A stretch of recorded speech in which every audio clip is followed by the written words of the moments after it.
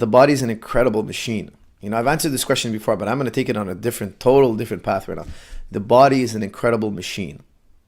So is the mind. So is the mind. But some people convince themselves every day that they can't do something. They wake up in the morning and they tell themselves, I can't do this and I can't do that and I can't do this. And they convince themselves so much that they can't do something. And maybe they have a surrounding of people who tell them they can't do something, they can't do something, they can't do something, and they can't do. And then that thing is so easy to do. But in your mind, you can't do it, you can't do it. You'll never do it. You're crippled. You're crippled. Your mind is crippled. And that's the word I use. You know, you might find that insulting. I'm not trying to insult anybody at all. I just think it's a crippling way to live. You can do it. It's physics and then your beliefs. Okay? If it's physically possible, then the only thing standing in your way is your beliefs. The truth of the matter is, if you're overweight, and I hate to give it to you this way, if you're overweight and you're out of shape, the problem is here. You're mentally weak. For 2% of the population, diet and exercise doesn't work. You know, they have disease, ailments, hormonal problems, etc.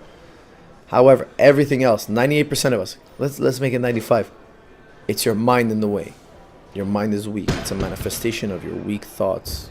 You have to convince yourself every day that I'm going to make it one way or another, or I'm going to die trying.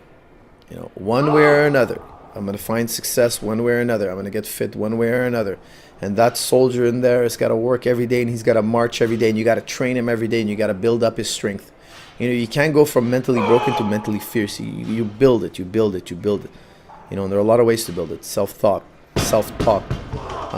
teaching yourself to reframe things, seeing things in a different light, reading biographies of people who had a hard time in life and made it, hearing the stories of other people who had the same problems you had and made it, and just, you know, stick to the positive.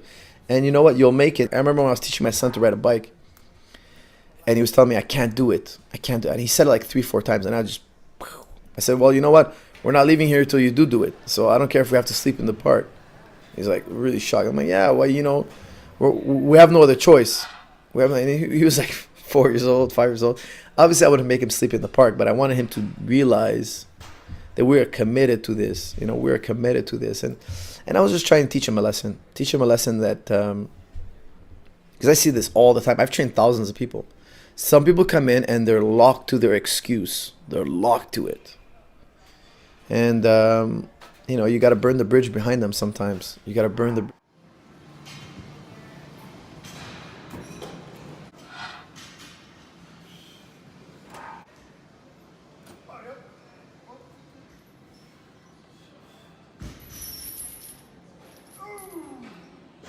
You got it.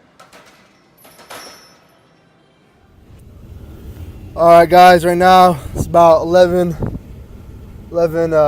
p.m. at night, and I'm in front of the gym. And let me switch the camera real quick. It's late as fuck. Just got done studying. I really don't want to work out, guys, but you know, I gotta get it in, man. I gotta get this workout in.